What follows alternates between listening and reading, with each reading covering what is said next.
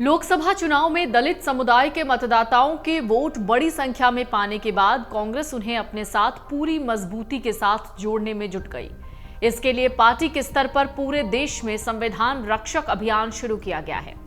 इसके तहत देश के हर गांव में 2 सक्रिय दलितों को संविधान रक्षक बनाया जा रहा है। 26 नवंबर तक पूरे देश में 10 लाख संविधान रक्षक बनाए जाएंगे। इनके द्वारा हर गांव में 2 संविधान रक्षक समितियां बनाई जाएंगी। 26 नवंबर को संविधान दिवस के दिन पूरे देश में एक निश्चित समय पर एक साथ संविधान की प्रस्तावना का पाठ किया जाएगा। इसका उद्देश्य दलित वंचित समुदाय को कांग्रेस के साथ जोड़ना है।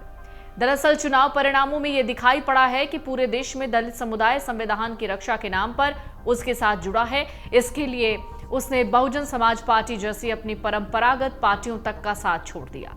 कांग्रेस के पक्ष में जो बात ज्यादा मजबूती के साथ जाती है वो ये कि बसपा से टूटने वालों में केवल गैर जाटव समुदाय ही नहीं था। अपेक्षाकृत बेहद मजबूत वोट बैंक माना जाने वाला जाटव समुदाय भी इस बार कांग्रेस के पक्ष में टूटा है। कांग्रेस का मानना है उसका ये परंपरागत वोट बैंक उसके पास केवल बड़े मुद्दों पर पार्टी की प्रतिबद्धता को देखकर आया है। यही वजह है पार्टी अब उन्हीं मुद्दों पर ध्यान आकर्षित करते हुए पूरे देश के दलित मतदाताओं को अपने साथ जोड़ने में लग गई। योजना है कि हर दलित बहुल इलाके में 2-2 संविधान रक्षक समितियां बनाई जाएं, जो मासिक पाक्षिक स्तर पर छोटी-छोटी बैठकें करके आम दलित मतदाताओं के बीच राजनीतिक चेतना विकसित करने का काम करें।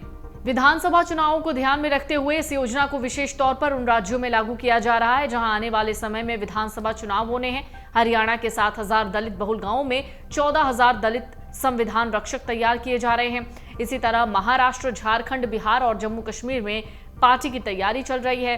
दिल्ली में इस समय 12 विधानसभा क्षेत्र आरक्षित श्रेणी में आते हैं। पार्टी इन सब में जीत हासिल करने के लक्ष्य से आगे बढ़ रही है।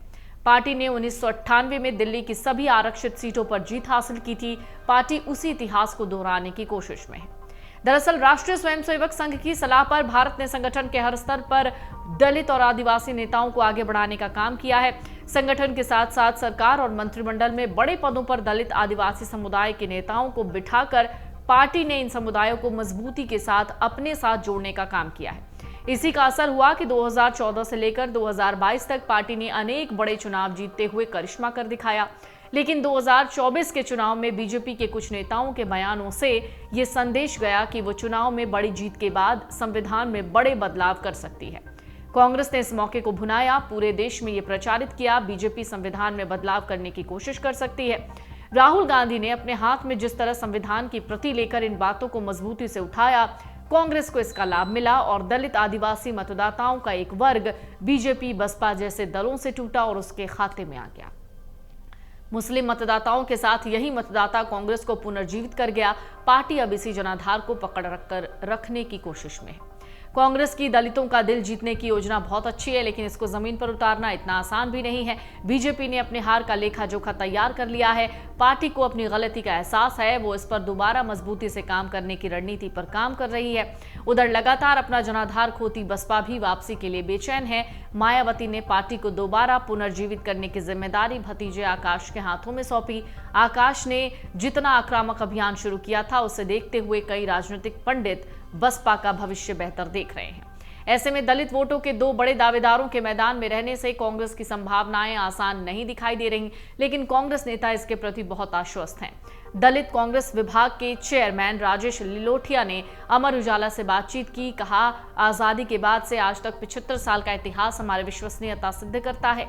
उन्होंने आरोप लगाया, एक तरफ कांग्रेस ने संवैधानिक संस्थाओं को मजबूत करने का काम किया, जबकि केवल 10 साल में वर्तमान सरकार ने अनेक संवैधानिक संस्थाओं को पंगु बना दिया। दलित समुदाय संविधान के साथ छेड़छाड़ होने की आशंका से डरा हुआ है। ऐसे में कांग्रेस उनके साथ खड़े होकर देश संविधान को मजबूत करने का काम करेगी। कांग्रेस की यही योजना उसकी ताकत बन सकती है। अगर आप ये वीडियो YouTube पर देख रहे हैं तो हमारे चैनल को सब्सक्राइब करें और बेल आइकन को दबाना ना भूलें। अगर आप Facebook पर ये वीडियो देख रहे हैं तो हमारे पेज को लाइक करें।